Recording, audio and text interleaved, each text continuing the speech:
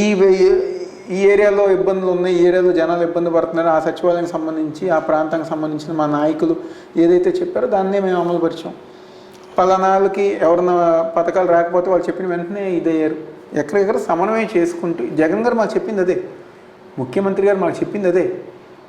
ఏ ఇష్యూస్లో అయినా కానివ్వండి మన పార్టీ కార్యకర్తలు జనానికి అండగా ఉంటూ సచివాలయం వ్యవస్థ ద్వారా పనిచేయించాలని చెప్పి ఏదైతే చెప్పారో దానికి అనుగుణంగా మేము అందరం గారు పనిచేసుకుంటూ ముందుకు వెళ్తాం. కాబట్టి ఎక్కడ ఇష్యూస్ అనేది మాకైతే రాదు.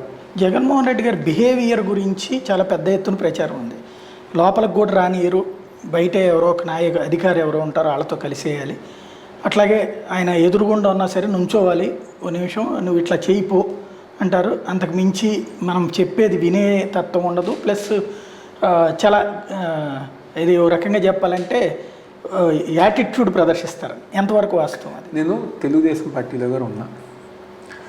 తెలుగుదేశం పార్టీలో ఉన్నప్పుడు చంద్రబాబు నాయుడు గారిని అన్నా లేకపోతే లోకేష్ గారిని అన్నా కలవాలనుకుంటే ఎప్పుడూ అడిగేవాళ్ళం.